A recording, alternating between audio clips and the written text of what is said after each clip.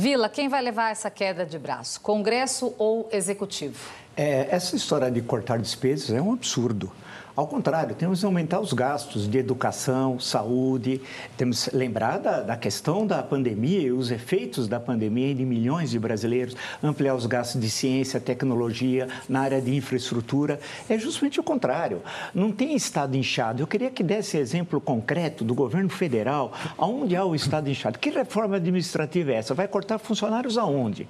Apresente concretamente os dados. O que nós precisamos é aumentar os impostos, sim.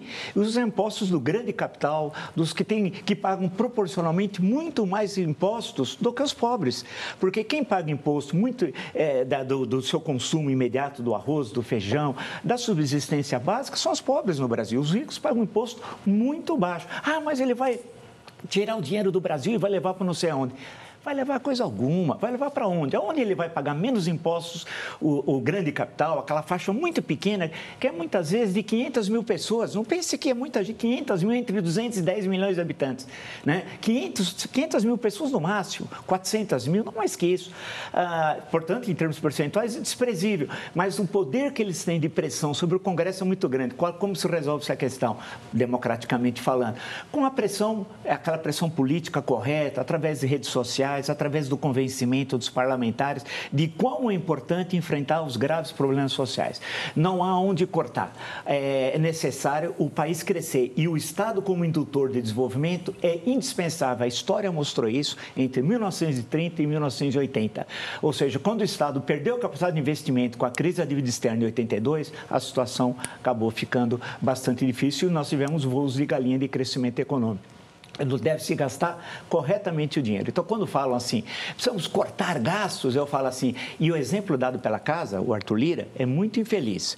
Pode ser que na casa dele ele possa fazer esses cortes, mas 33 milhões de brasileiros passam fome, 110 milhões passam necessidades alimentares todos os dias. Na casa dele, provavelmente não seja esse o problema, né?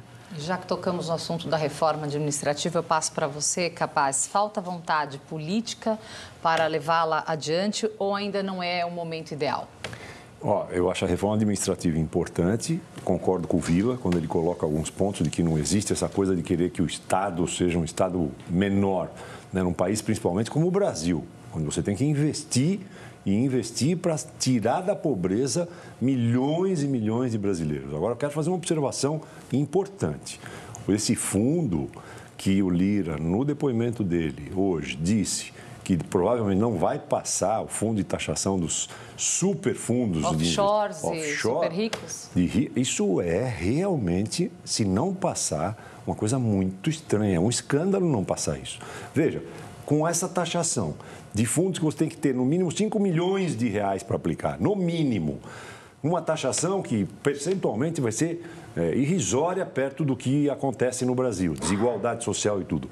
E usar estes recursos, como está acontecendo, para subir o limite do imposto de renda para as camadas mais pobres que vão passar, essa sim, quando recebe o salário, o imposto é na fonte. É debitado imediato. Recebeu o salário, desconta na fonte. Esses fazem uma manobra financeira enorme para aplicação e tudo. Então, está mais do que justo que você taxa lá e melhora. Aí sim você diminui a desigualdade social. É por aí o caminho.